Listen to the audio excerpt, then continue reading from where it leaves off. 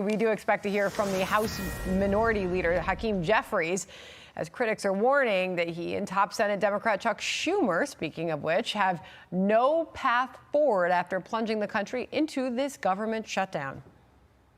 There's no other option out of this. I don't see how this ends other than Senate Democrats folding.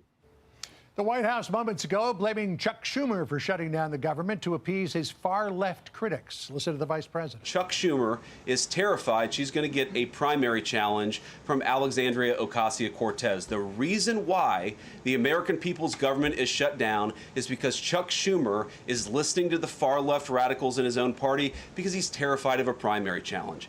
Senator Schumer was offered a chance to respond earlier today, but ran into some trouble. Listen to this. Every Republican who's gone on TV the last 12 hours or so has called this the Schumer shutdown. What do you say about that name?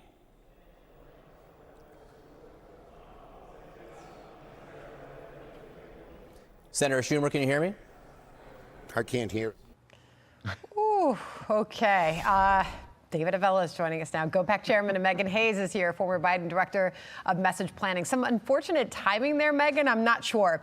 This was Caroline Leavitt just a few moments ago. We'll roll tape on her saying enough is enough with all of this. Enough is enough. Democrats need to stop sabotaging our country and holding the American people hostage in the country. Democrats need to do their jobs. The American people want the government reopened. So, Megan, will Democrats have to fold? Look, I think that Democrats and Republicans both need to do their jobs here. The American people send members to Congress to keep the government open, to keep things funded. And Donald Trump was sent to Washington to lower prices. And without these healthcare subsidies, the cost of healthcare is going to skyrocket and many people are going to lose their healthcare altogether, which is not good for the overall economy. So I would urge both Democrats and Republicans to work together, find a negotiation, get the government open, and get these healthcare subsidies reinstated. So, David, you know, a lot has been made of what Democrats were saying about this. We know what Bill Clinton said about illegal immigration and illegal aliens in his 1996 State of the Union address. We have seen what Chuck Schumer said in a similar timeline about illegal aliens gaming the system. Let's go back to 1993 and listen to what Hillary Clinton said about health care benefits for illegal aliens. Listen here. And then finally, as to illegal aliens, we agree with you that we do not think the comprehensive health care benefits should be extended to those who are undocumented workers and illegal aliens. We do not want to do anything to encourage more illegal immigration into this country. We know now that too many people come in for medical care as it is. We certainly don't want them having the same benefits that American citizens are entitled to have. You know, the vice president said when he was at the briefing that positions like that would be considered to be MAGA these days. How did Democrats get from where they were in the 1990s to where they are now? John, you showed a clip there that Megan probably wasn't even born yet. How can we're showing a history here that many Democrat operatives don't even know that their party held those positions at one point. You have a much younger group of leaders in the party now that have shifted dramatically to a much more progressive approach. Now, as you think about this shutdown, when does it end?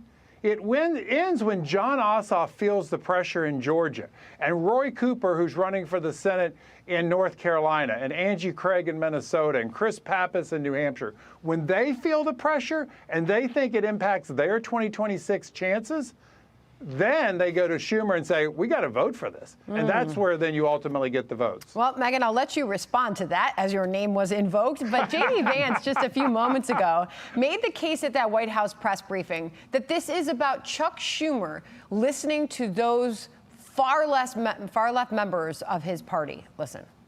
Let's be honest about the politics, is that Chuck Schumer is terrified she's going to get a primary challenge from Alexandria Ocasio-Cortez. The reason why the American people's government is shut down is because Chuck Schumer is listening to the far-left radicals in his own party because he's terrified of a primary challenge. So I'd invite Chuck Schumer to join the moderate Democrats and 52 Senate Republicans, do the right thing, open up the people's government, and then let's fix health care policy for the American.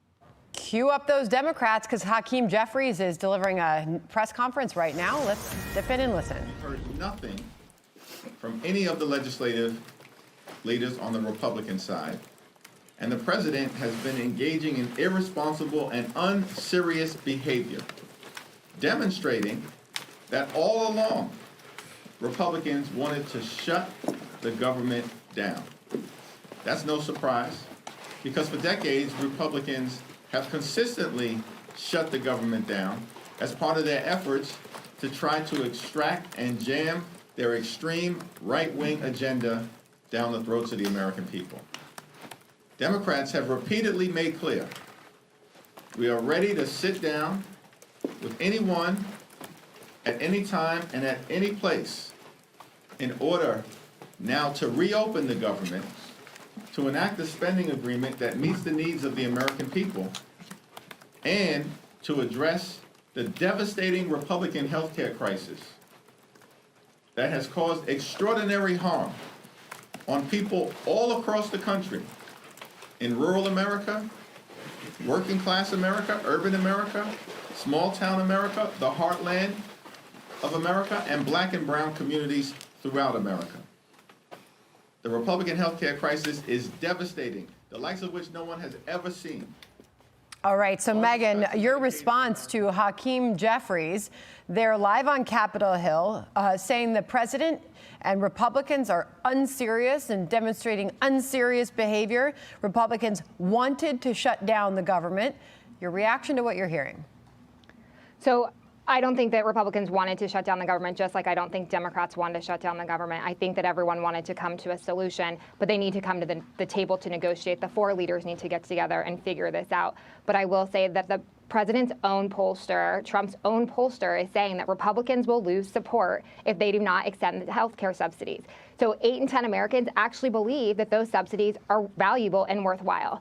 So I would just caution Republicans, the longer this goes on and people start to see their premiums increase, which will come in the next month, they will figure out how much their premiums will increase.